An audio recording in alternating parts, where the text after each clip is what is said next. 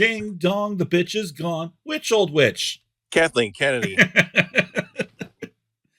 So, I mean, how many times was it speculated for over half a decade where we kept thinking, "Oh my God, she's got to go. Oh, she's it's imminent. She's ready to go. She's gonna resign." And oh, that turns out nope, she's not going anywhere.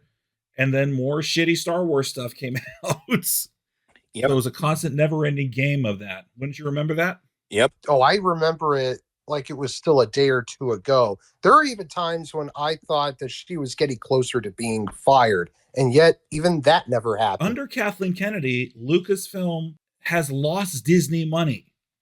It started out making $2 billion, but by the time the third movie came out, it was just over $1 billion. So it was a huge drop off in box office returns because of how shitty those movies became. Kathleen Kennedy has quite effectively turned the Star Wars movies into being more women friendly, maybe girl friendly too, but definitely women friendly. And it has backfired. Well, the thing is, Star Wars before Kennedy was already girl friendly. My sister loved Star Wars. She went to the midnight screenings of the prequel movies. Women audiences already did love Star Wars. When it comes to this, Greg, is this really a cause for celebration of Kathleen Kennedy leaving Star Wars? Yeah. Why would you say that? Because she doesn't even know what she's doing. Who was it that handpicked her to lead Lucasfilm when he sold the company? You mean Bob Iger Pencil Dick? It was actually George Lucas. That's right. Oh. Atomical is right there. It was Lucas who handpicked her.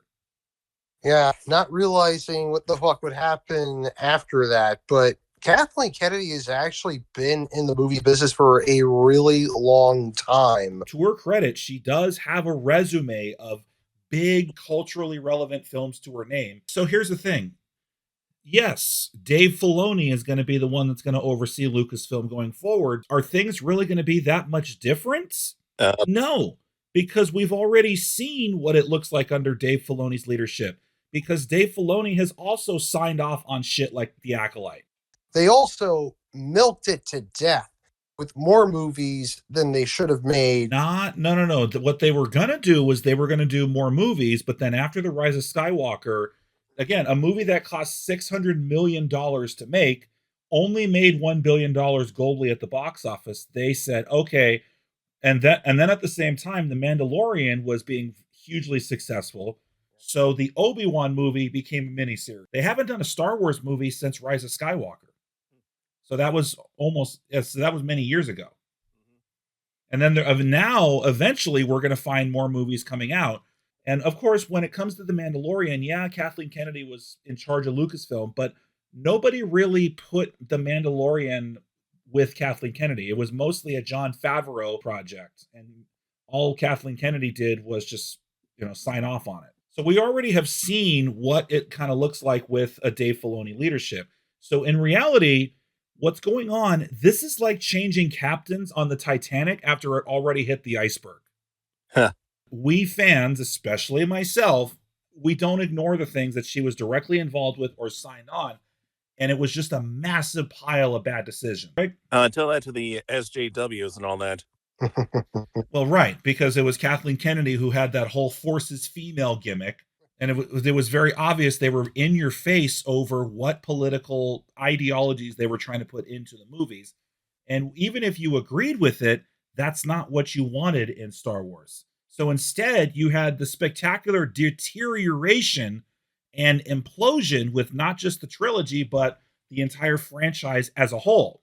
And that whole downfall, it's just something to marvel at.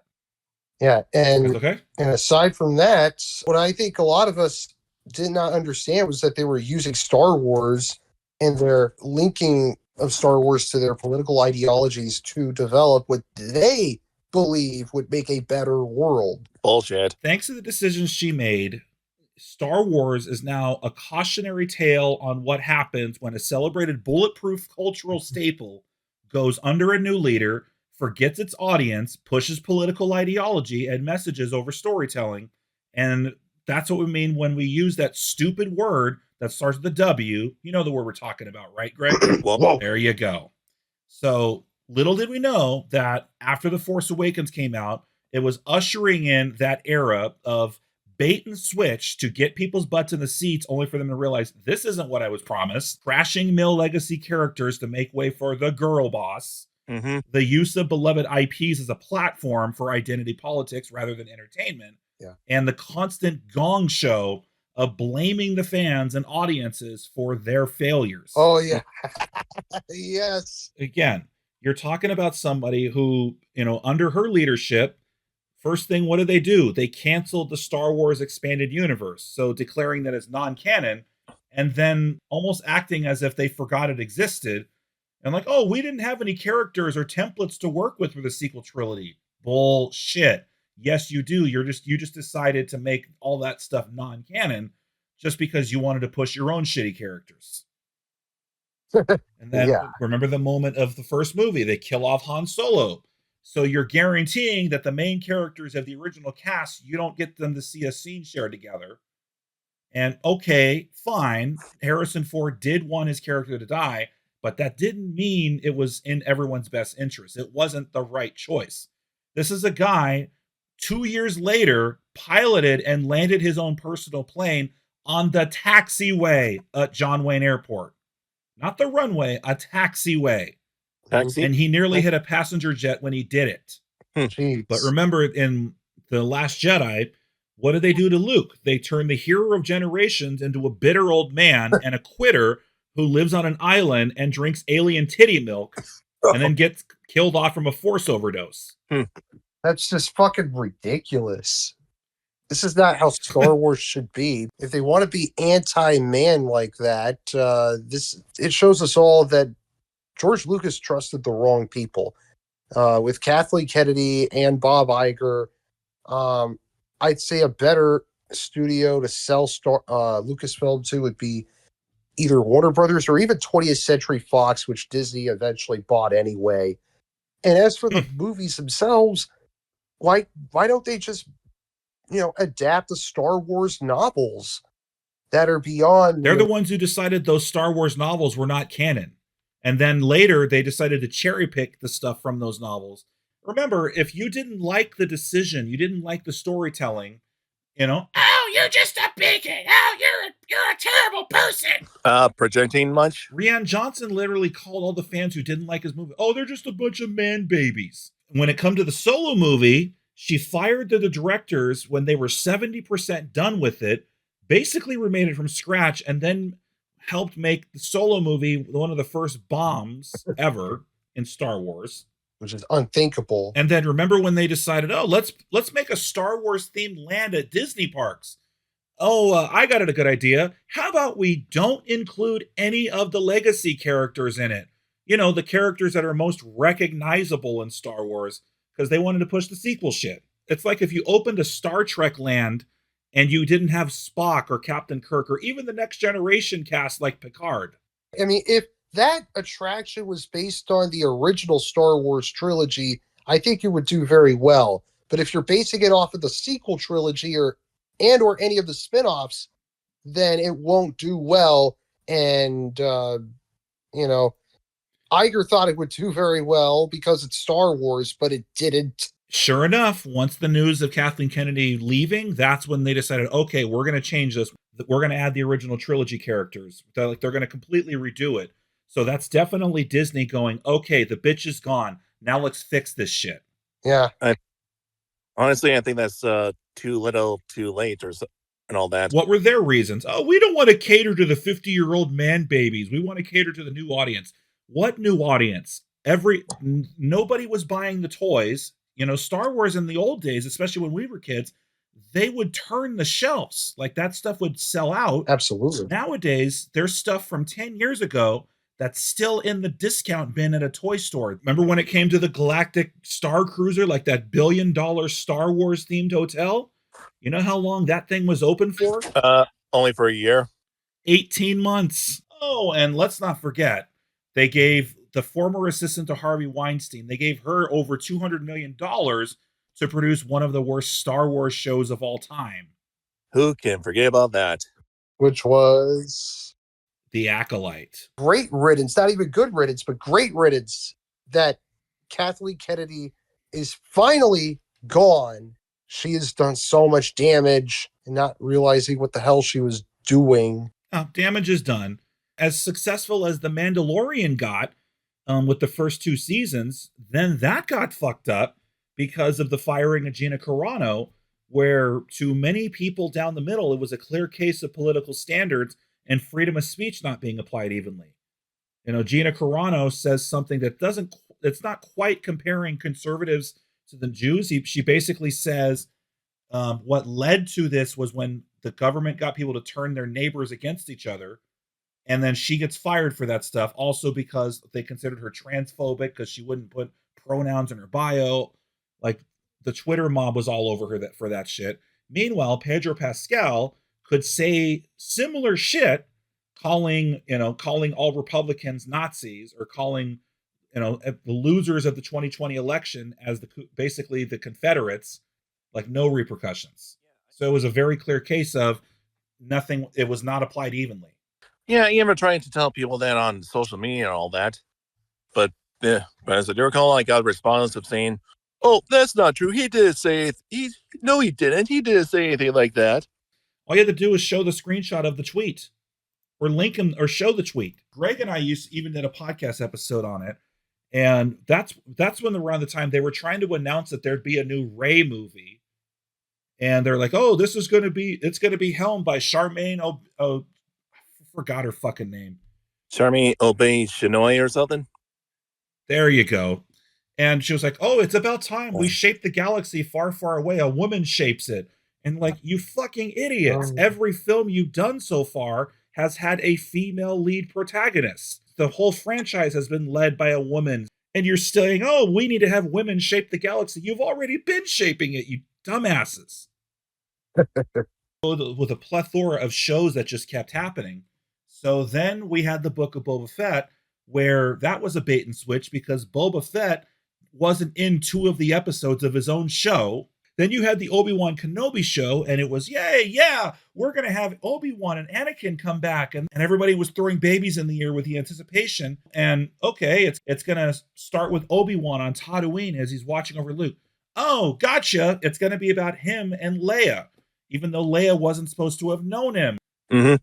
So it was just canon breaking. And then, of course, the show was revolving around another character that nobody liked. And because she happened to be a black woman of color, that's when they said, "Oh, you're just racist." Like, no, we wanted the show to be about Obi-Wan. We didn't want the show to be about you. If they were going to make a show exclusively about your character, nobody would have complained. But then there's the Mandalorian, which was apparently the one significant bright spot to the Disney Star Wars stuff, and it has won Emmys. But as we said, Kathleen wasn't as involved with the Mandalorian as the other projects. That was mostly a Dave Filoni, Jon Favreau kind of a thing. That makes sense. And then unfortunately, just because of the overload of it, one of the shows that was really critically acclaimed, that actually was really good, was turned into the least watched Star Wars show, period, and that was Andor season 1. So because of the damage done by Kathleen Kennedy, a lot of people missed out on how good Andor was. Like, okay, fine, you want to complain about Rey being a girl boss. Here's the deal with Rey. She basically redefined Mary Sue. You decided to push a character that goes on no journey, encounters almost no adversity, does almost no training, and yet is somehow still able to beat up Luke Skywalker and be stronger than Kylo Ren in the same movie. And she's somehow able to lift up heavy objects that Yoda and Luke couldn't do after years of training. Uh-huh. And of course, let's not forget that she never loses. Yep. She skillfully manages to fight her way out of anything with no struggle. And, no experiences, no setbacks the way an Anakin and Luke did. Doesn't grow or develop. And that's the character they were trying to push on us. So of course the audiences were feeling insulted. We're like, okay, how are we supposed to cheer for this? There's no conflict or drama. And do people even know there are even women that don't really like Ray and all? That's right. Like, and they were saying, oh no, we want to make this more women friendly. Good. Where's the women going to your movies? Almost none of them. We want to make this a more diverse thing. Great. Diverse audiences were not watching your shows. Kathleen Kennedy, by all means, she turned Star Wars into a fucking mess. Now, there is an exit interview that's on Deadline. So this is how you know it is official, that she is indeed stepping down. So Deadline asks Kathleen, so there's so much scrutiny on all things Star Wars and Indiana Jones. Some work better than others, but they all seem to gross big numbers. Is there any wish you had back and maybe you could have done better with more time, or that you let go of something you loved as not seen made and released? And this is Kennedy's answer. Nope, I don't have any regrets. Yeah, and we haven't even started talking about the Indiana Jones franchise, particularly the fifth and latest movie. Yeah, that movie had its fun moments, but it didn't need to be made. And it basically took a big dump on Harrison Ford's character. Mm-hmm. Even if he wanted to do it, dude, Harrison, come on. Yeah, I'd say stick to the original trilogy. Yeah, the sequel trilogy made the prequels look like masterpieces. Yep. Yeah, but I was referring to Indiana Jones, the first three movies. I think her being out of Lucasfilm has been years overdue, but I am glad that it's happened. Fuck her. Great riddance. But I am, my worst fear is that Star Wars is not entirely repairable, or it's broken beyond repair. I can agree with there. And that's the thing is Kathleen Kennedy, Lucasfilm, they have lost Disney money. Like if this was any other job position where you lose your company money, you would have been fired the instant it became apparent you're losing the company a bunch of money. Yet she stayed on way longer than she did. But we shall see what will happen under a Dave Filoni leadership. I know there's going to be people that are very excited about that. They're finally saying, okay, this is their chance. Maybe we're going to get a new chef, but we shall see. And with that said, the diner is closed. Stay tuned for the next edition of Burgers and Fries at the Diner. I'm Desert Coyote 22. Thanks for listening.